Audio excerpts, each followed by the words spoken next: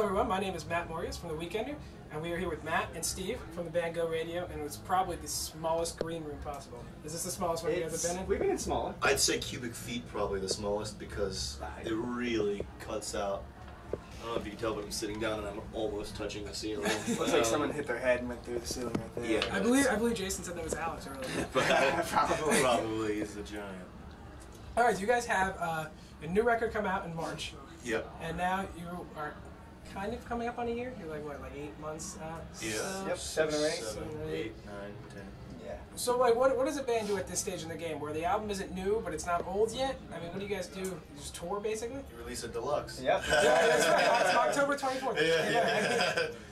No, actually, I had just did an interview earlier where that's a crappy go-to sometimes, you know, because the deluxe that we did was there's a lot of extra content on it, B-sides, new songs, old songs that hadn't been released, and that's a legitimate deluxe. Sometimes people just try to force it and throw like some crap on there, like, oh, deluxe, breathe life into the record. But no, yeah, basically, we're about, I'd say 2/3 of the way through the album cycle, so we've just been, since before the record came out, this whole year we've just been on tour.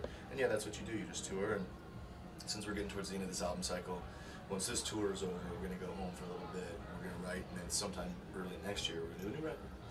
Okay. And you guys worked with Fearless Records on this one, right? It was your first full length as a band, right? So how do you feel like it was received? Perceived, I mean. Yeah, it was perceived and received pretty well, I think. We made a conscious effort to kind of allow the band to grow in this record. We loved the EP that we put out. Did a lot for us, and it represented exactly where the band was as we were recording it. But we grew as a band in that time, and we really wanted the record to show that. And I think it was. I think people kind of caught on to that a lot. But we love the record. Yeah, you know? we absolutely love it. It's got 14 songs on it, and I think like we've been out for whatever 6, 7, 8 months, whatever we decided. And we still probably haven't played a third of the material live yet. Like, there's just so many songs, and people have their favorites, so you have to like squeeze in other songs as you go. You can't play for 2 hours every time. You know, right. Yeah. So when you guys coming out here, I mean, you're playing in front of Every Avenue and Yellowcard. What do you guys try to do as an opening act every night coming out? On this tour, it's we've been on a lot of like tours where being the 1 of 5 or 1 of 4, you kind of have to like glitz and glamour, you know, you really have to like put on the best show and then double it to win fans over. But on this tour, it's been a little bit of that, because the Yellowcard's crowd is definitely older than a lot of the crowds that we've been on tour with. But so we do a little bit of glitz and glamour, but it's a little more just kind of like doing our own thing, and we just kind of like hope that it's received well, and so far I think it's been doing really well on this tour. I think a Go Radio show is a Go Radio show. Like, I know a bunch of bands would probably say that, but I truly believe, like, you know, we've toured with bands like A Day to Remember and August Burns Red, where we really had to like try to do nothing but play our fastest songs and just try to like in your face, all right, we're out type thing. But aside from those type tours, you know, we did a headliner a couple months ago. We've been opening band, we've been middle slot band, we've done a bunch, and I truly believe that there's not terribly much different between. Maybe the in-between banter is more, in-between songs, more I probably explain a little bit about ourselves more than on a headliner, you know what I mean? Like, where you assume that people are there because they know, but, you know, we're very passionate about our music. We do it because it's what we love, and we write music that we would listen to. So kind of when we get on stage, the music does a lot of the work for us, and then if you get a slightly to quite receptive crowd, the work is done for you. The energy, you can't repress the energy. You know what I mean? Like, it's adrenaline. It's like the equivalent to playing sports. Like, you know, if you're in front of a crowd and you're doing what you love and you're good at it, and you do something good and people receive you well, and there's no better feeling than that. You guys are, I mean, like we said earlier, you're on tour with Yellowcard, who are kind of like road dog veterans, which probably means that they play a lot of pranks. Anything come up so bad? There really hasn't been. I know. On the last day of the All Time Low tour they did earlier with Dirty Work, they played a prank on every single one of the bands, and they weren't even the headliner on that. Yeah. The all-time low was. Yeah. Are you guys watching your back at all? No. We've kind of developed an interesting relationship with those guys. We like them a lot. They're like, they're my age, Right. you know, and they're great dudes, and that their music has a lot of depth to it, which we enjoy. But with all these parallels, we become friends. You know? Right. Yeah. And Sean, the violin, Yeah. Okay. is, I mean, not pranks, but there's definitely video footage. Frank the Tank is what we started calling him. And if his wife catches us, she's very far, she's in Seattle. It's not because he's crazy or anything, or a drunk or anything like that, but when he drinks, he wants to go. He wants to have fun, he wants everyone to go to the bar with him. And we love it, because we love hanging out with him. Yeah, absolutely. But there may or may not be video footage of Steve and Sean in the middle of a street wrestling to the point where he actually choked him out. To this day, he thinks I bit him. He thinks he bit him, and at one point he thought I was reffing it. Yeah. Because there's footage of me like kind of on the ground near them, but I think it's because like Steve slipped out and then he attacked me, and then he went back to Steve or something like that. That was hilarious. I get on the van, we're ready to leave the venue, and I'm like, Buell, back up. And Sean just walks and goes, ah! Tries to pick me up, and then I guess it's what you do when a violin player's in a rock band. Yeah. He's not gonna be the classic violin player. Yeah, he's got to overcompensate for a not typically rock and roll instrument. And now you guys are a relatively new band, but you have all come from different backgrounds, and like Jason, Mayday Parade, all that stuff, and you've been in the industry a while. So what is it like putting together a new band and releasing an EP that's like a little bit later? And how do you feel like the genre of music is doing right now in today's industry? Good question. Yeah, those are both good questions. It's hard to think about how we started. This band's been, It's like 07, right? We but did it's still the a first 4-year anniversary. Yeah, so it's hard to think. We went through a couple of lineup changes, but Steve and myself have toured for a long time doing different things. I actually even worked for bands on tour. He played in several bands in Florida that toured a lot, and Jason, has been touring. And Alex toured a bit, but he's significantly younger than us. Yeah. But it was fun because we kind of made a deal, like we're gonna make a band, and like with the understanding to me and with Jason, like this is it for us. This is gonna be our last band, and we're gonna take it as far as it's gonna go, and we're gonna run with it. But this time, let's 100% do exactly what we want, which is why we write music that we would listen to. We don't try to, with the EP, kind of like we're trying to get people's attention. Mm-hmm. Like I said, we like the record, but it doesn't really reflect the band very well. Lucky Street's a lot closer.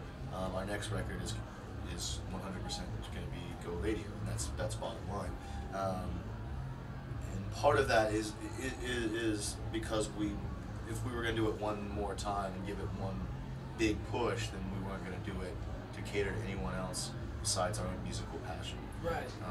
And there are 4 very strong-willed, independently minded men in the band, so every song has 25% of every person in it, because otherwise it wouldn't be a Go Radio song. You know what I mean? Yep. And you think Fearless is the right record label? Oh, we this? love Fearless. Bob.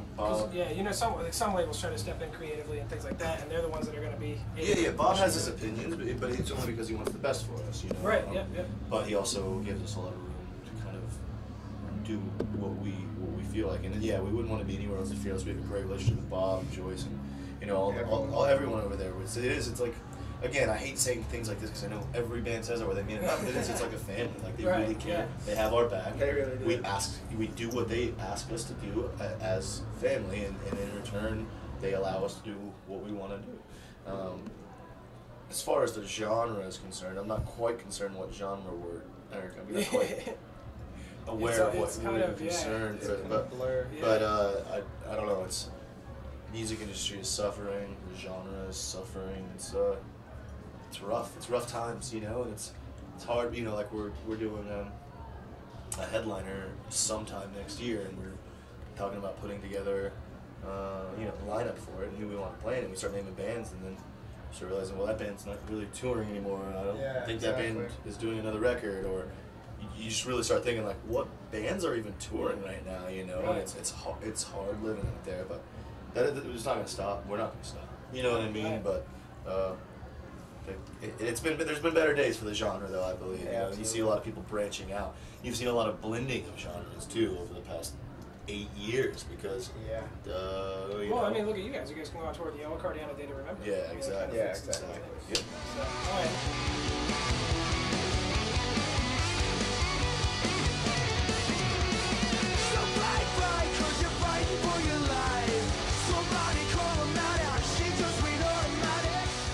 Final thing, it's a little bit lighter, but we had some readers tweet in of some questions, so we're going to ask you 5 of your favorite things. Okay. The Office? Yeah. Scranton, Pennsylvania. Favorite season? Fall for me. I'd say spring or fall. Yeah, fall is I take that back. Fall, 100%. Yeah. Weather's awesome. Weather's awesome. College football. Yeah. All right, you got the game Saturday, LSU Alabama. Yeah, that is a game. I'm a huge Alabama fan. No, we don't have a day off, so it'll be interesting. I'm gonna catch the game. Don't give me a minute. He'll find a way. I was done. Huge Alabama fan. Okay. Favorite day of the week? We don't even On know tour, what is it right now? I knew Seriously, that was going what to is get it. it? It's Thursday. Thursday. Thursday, Did you know November that? 3rd. I thought it was Tuesday for some reason. I knew it wasn't Tuesday because Lauren works nights on Tuesdays. That's the only reason. That's like my wife. Okay. Like, but I have no idea. And usually You know you're in Philadelphia, right? Actually, yeah. You know where we are. Normally, we look forward to Philadelphia. We love Philadelphia. But normally, you know if it's a Friday or Saturday because the shows are a little later. Okay. So we knew it was a weekday because the doors were Early at 6. 6, Yeah. Favorite subject in school? Oh. Recess? Like, what do you say? Like, Art class? I was thinking class? lunch. Yeah, lunch. Arts and forestry No, I class? loved. I really enjoyed. PE? I really enjoyed high school. I liked math. I liked math and history. I liked history in high school. I didn't like history in college. I did college for a bit. I didn't like history in college. It was too monotonous. But I was more into art. Being half Asian, I should be really good at math, but I hated it. but he's still good. He's able to do it. Alright, last two. Favorite snack? Chocolate. Anything chocolate. That's not true. Cheetos is your favorite snack. Oh, God. Yeah, So many favorite snacks. Favorite snack for me would be probably baked Cheetos and peanut butter sandwich.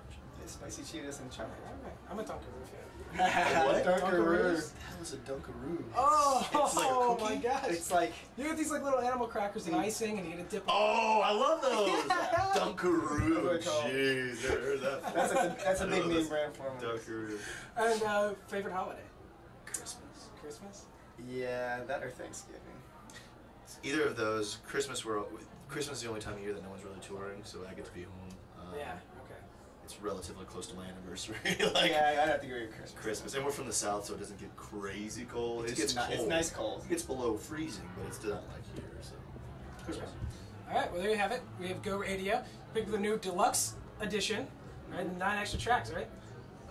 A lot. There's 20 no, on the you're right. CD. You're right. There's 6 extra tracks on the hard copy, and then there's like 3 extra on the There's- digital. Yeah, well. there's 2 videos and extra. There's like an extra. There's a bunch of lot. a lot of content. Check out a lot of Go A lot Radio of songs content. and expect some new stuff from them very soon. Yes. Absolutely. Alright, thanks a lot guys. Thanks a lot. Soon about